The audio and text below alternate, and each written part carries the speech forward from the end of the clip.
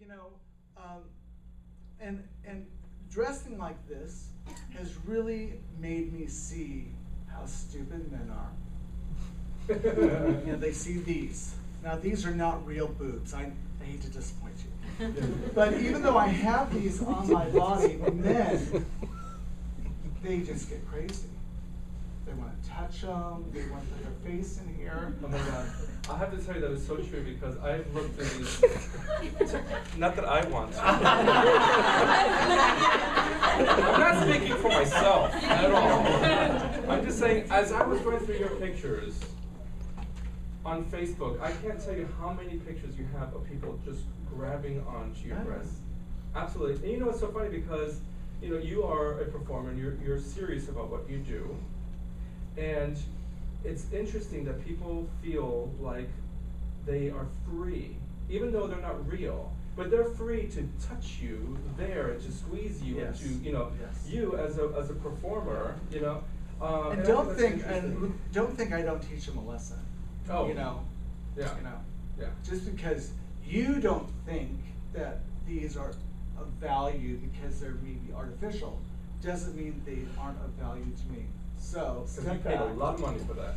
Well, not really. It's just Nerf footballs. All right, here's another picture. Here's another picture. Here we have. Tell me about this. I love this picture. I saw. You know, it's so funny because as I was going through your pictures, there were hundreds of celebrities that I could have picked and so forth. And I mean. So I kept going back and forth, and I kept going to this one over and over and over, and I just love this picture. I love how together you two look. I love his facial expression. Tell us something about this picture. It's kind of funny because when I heard that Robin had killed himself, I wasn't surprised, and I talked to one of his daughters, and she said, at least he's at peace, and now we're at peace. Because when you're dealing with somebody who's always on the verge of suicide, you're kind of relieved now it's over, you know. And so that made me not sad, you know. But just now looking at his picture, I became friends with Whoopi Goldberg early on, like in 1995, like 20 years ago. And so she would invite me over to her house or to her events, and Robin would come over and talk to me, and we'd have very serious conversations, you know, about life and what's going on. And whenever he would see me, he would like beeline it right to me, and he was just so loving and so kind. And two of his daughters and I are friends, and so you know, he was a really, you know, he was a really funny person, but he was really tortured. And most comedians kind of are, except for me.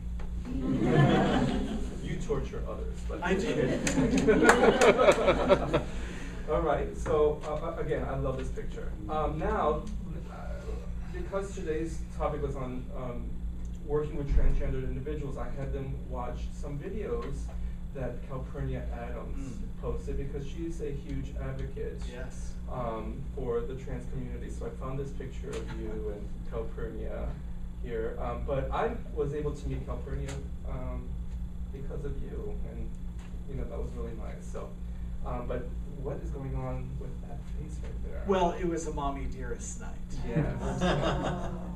You know, wire hangers and all that stuff. So you can't smile. Yeah. Yeah. Okay. So, oh, go ahead. Yeah, you know, so the whole transgender thing is something that I was never exposed to, really. And when I started meeting people in Los Angeles, there was an area that was always filled every evening with transsexual prostitutes. And that was their only way of kind of making a living, you know. And I would look at them and I'd be like, you poor things, you're disgusting, in Jesus' name.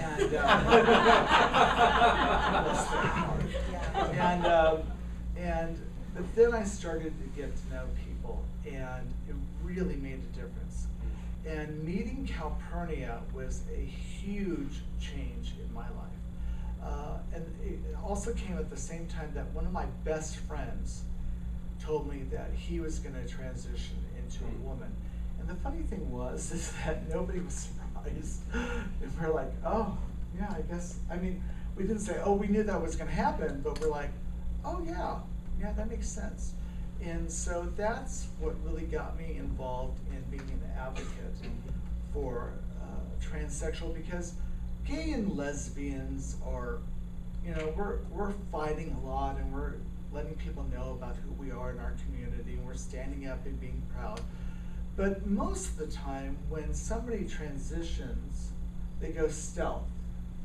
They change their name, they change their city, and they start a new career, and nobody knows that they were ever a different gender. Unfortunately, there's certain people that can never go stealth, but they're just being who they are. Yeah.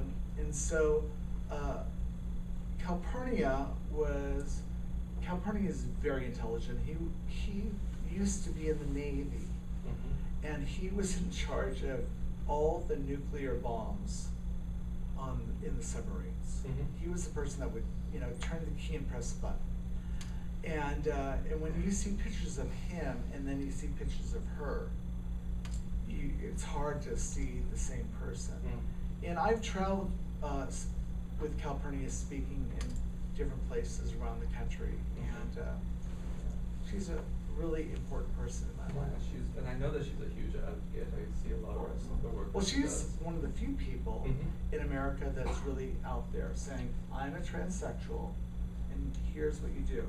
And also, so many people that want to transition email her and her partner, Andrea. They have a business together, and they help people how to talk differently, how to walk differently, and become more feminine. Yeah. Wonderful. Yeah. Okay. Thank you. All right, now we're going to transition. And we're going to talk about Momma, the advocate.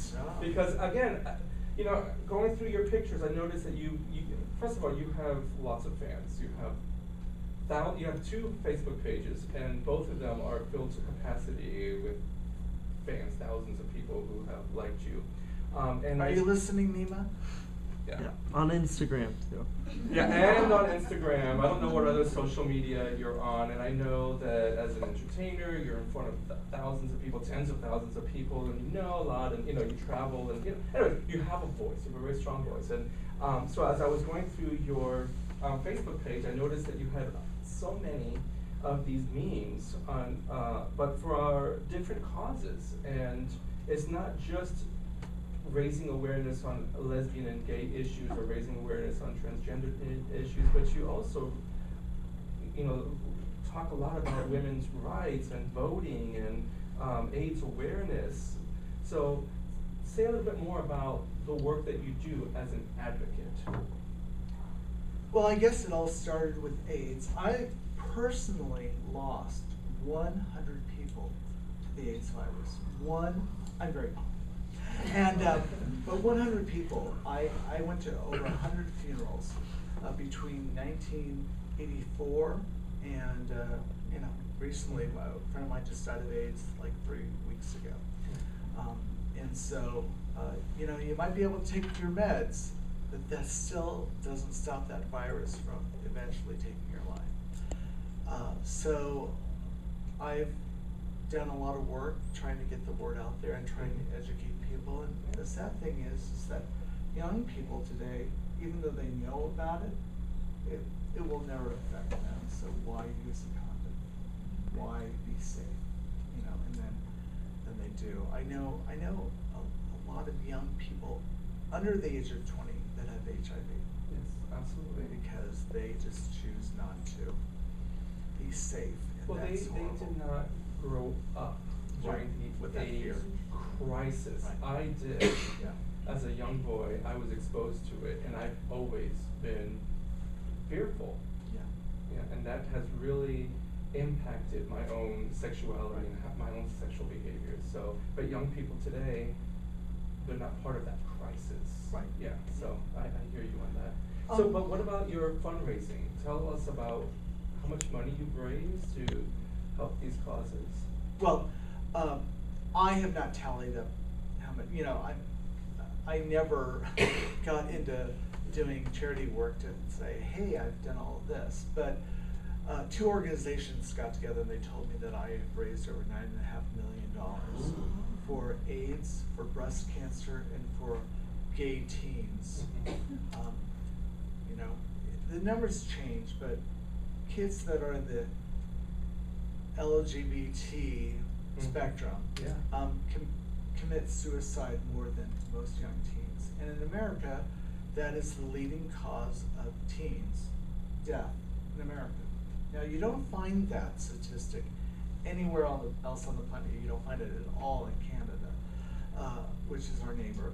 But in Japan, kids commit suicide because their grades aren't high enough, because they haven't done the right thing for their family, so they commit suicide. But here, most kids commit, or a large part of the spectrum of kids that kill themselves are in the GLBT thing, and people that live in religious areas would never want people to know that their son or daughter felt that way, and so it's not really registered. But the ones that are, it's still a very high number. So that's and I actually think the number may be even higher because it doesn't take into consideration the high rate of substance abuse, drug and alcohol abuse, and those who die from overdoses that are, they're defined as, they died as a result of an overdose and not through suicide.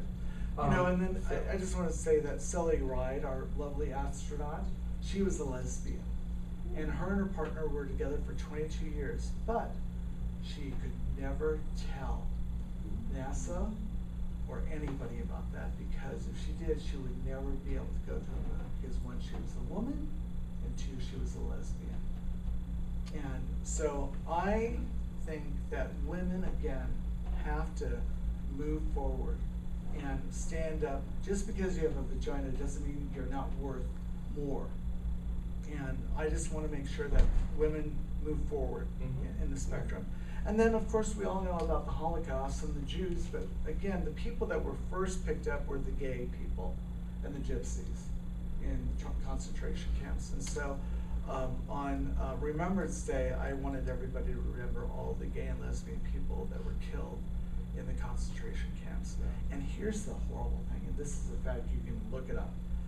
When the camps were liberated, when they were finding out who was in there, they put all the gay men with the pink triangles back into the camps.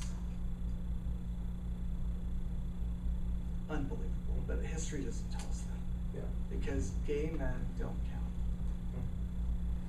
Yeah, that's horrible. I mean, absolutely. There's so much about gay history. Yeah. I don't even know about. Well, right, because it's never taught in our schools. Where blah blah blah. And it is a very amazing, rich, and heart-wrenching just like history. any culture, any broad spectrum of people, there's people in every area, that have done some great things.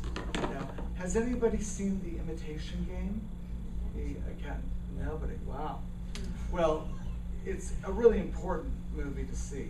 It's a great movie. It's very entertaining, but it's about a man who is the father. He built the very first computer. And he was gay. And when the government found out that he was gay, he could either go to prison or they chemically neutered him. And then he committed suicide because he just couldn't continue. Oh, you just ruined the movie for us. I know.